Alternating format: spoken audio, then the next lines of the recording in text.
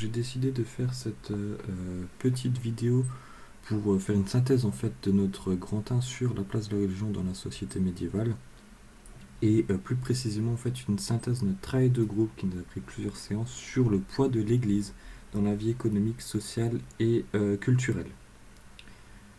Donc on a vu qu'il y avait une domination notamment de l'Église qui se voyait à travers la prédominance des images religieuses. Nous on l'a vu avec le vitrail représentant la crucifixion du Christ dans la cathédrale de Chartres.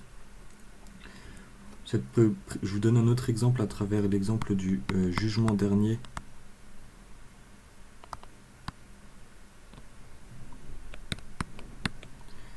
qui est une œuvre de Giotto, un artiste italien. D'ailleurs cette œuvre se trouve à Padoue en Italie. Ce qui me permet de vous rappeler que tout ce qu'on a dit sur l'omniprésence de l'Église, le poids de l'Église dans la vie quotidienne, etc., est une réalité dans le reste de l'Europe autre que le Royaume de France. C'est une réalité dans le Royaume de France, c'est une réalité dans la majeure partie de l'Europe médiévale.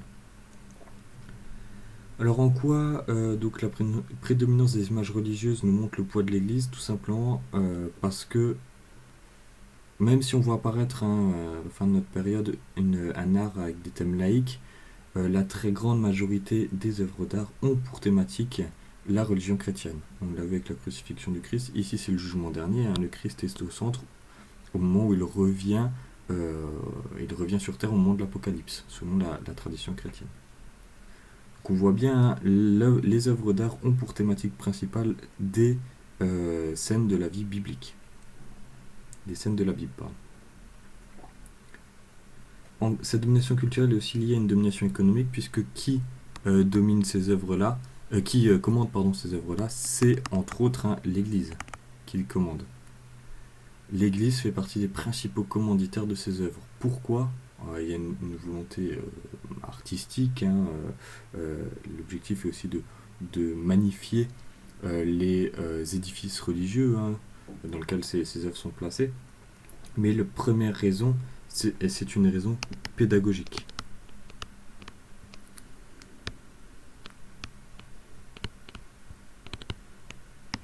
En effet, l'Église veut éduquer le peuple à la doctrine chrétienne. Donc elle veut transmettre le message de la Bible par les images, tout simplement parce que la majeure partie de la population ne sait ni lire ni écrire.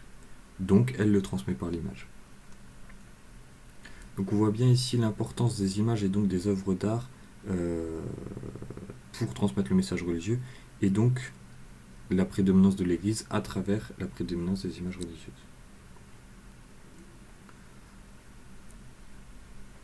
Ce poids de l'Église se voit également à travers deux autres exemples, les édifices et le calendrier. Donc on va dans un premier temps voir la question des édifices.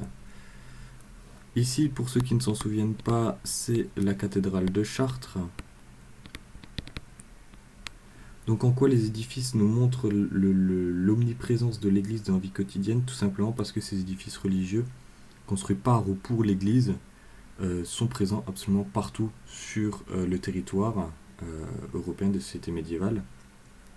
Donc l'Église marque le territoire et le paysage à travers ses constructions, puisque vous avez dans n'importe quel village, vous avez au moins une église ou une chapelle, voire les deux, voire plusieurs chapelles, des calvaires, etc. En tout cas, vous avez dans tous les villages des sociétés médiévales, dans la majeure partie de l'Europe, vous avez des édifices religieux construits par ou pour l'Église. Donc l'Église est omniprésente et elle le montre, elle est omniprésente dans le paysage, à travers ses constructions. Donc véritablement, l'Église domine l'espace.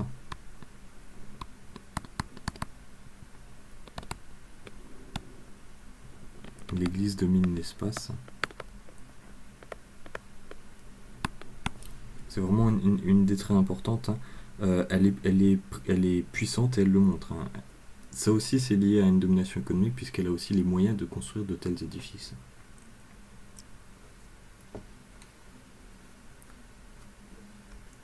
Et on va voir, donc voilà pour cette question des édifices, je pense que c'est relativement clair. Et le dernier exemple, c'est la question du calendrier. Alors ici, je vais juste donner un exemple on a vu des choses en cours, mais là je vais donner un autre exemple, mais qui est en dehors de notre chronologie. Je vous le rappelle, notre chronologie c'est 11e, 13e siècle. Ici on est au 16e siècle. Donc on est en dehors de notre chronologie. Malgré tout, c'est un exemple qui est très parlant et qui montre bien le poids de l'Église dans la vie quotidienne, et notamment la domination du temps par l'Église. Voilà. Et c'est quelque chose qui est toujours bien de connaître, d'avoir un peu à l'esprit quand on parle de ce sujet. Alors jusqu'au XVIe siècle, le calendrier qui domine, c'est le calendrier julien, donc créé par Jules César à la toute fin du 1er siècle avant Jésus-Christ. Le problème, c'est que dès sa création, on a en fait un décalage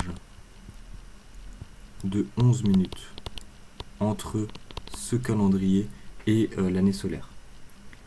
Donc ce décalage va s'accumuler d'année en année, ce qui fait qu'au XVIe siècle, on a un décalage qui n'est plus de 11 minutes, mais qui est de 11 jours.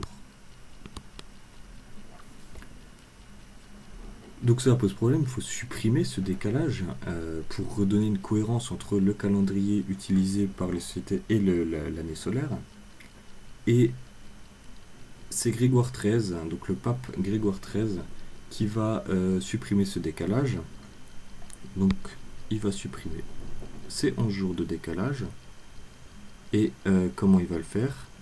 Eh bien, tout simplement, il va supprimer le calendrier julien, créer un nouveau calendrier qui est le calendrier que nous utilisons encore aujourd'hui, qui est le calendrier grégorien. Alors, je vous laisse deviner pourquoi il s'appelle grégorien. Concrètement, qu'est-ce qu'il a fait, Grégoire XIII? Eh bien, dans la nuit du 4 octobre 1582, on est passé du 4 octobre au 15 octobre 1582. Donc concrètement, il a supprimé ces 11 jours. Donc par exemple, il n'y a pas, dans ce calendrier, il n'y a pas de 10 octobre 1582. Il l'a concrètement supprimé. Il n'existe pas. Sur décision de l'Église, on a supprimé ces 11 jours. La plupart des États l'adoptent, plusieurs États l'adoptent assez rapidement. La Pologne, l'Espagne l'adoptent tout de suite. Pour ce qui est de la France, Henri III met un peu de temps, il met 2 mois à l'adopter, il ne l'adopte qu'au mois de décembre.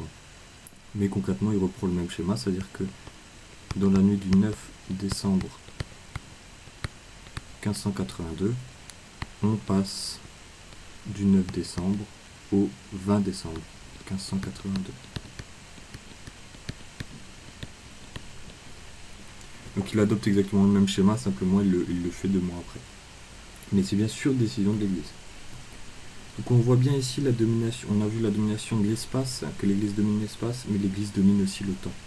Pour revenir à notre période à nous, elle domine le temps, on l'a vu, notamment à travers les différentes fêtes religieuses qui rythment la vie quotidienne des gens du Moyen-Âge, à travers également l'omniprésence de l'Église dans la vie de chaque individu.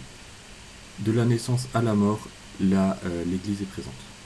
C'est-à-dire lors du baptême, pour la naissance, et avec l'extrême-onction au moment de la mort. Donc voilà, c'était une petite vidéo synthèse de ce travail de groupe. J'espère que tout est clair. Dans le cas contraire, n'hésitez pas à me poser des questions ou à m'envoyer un mail. Et il ne me reste plus qu'à vous souhaiter une bonne journée et à vous dire à bientôt. Au revoir.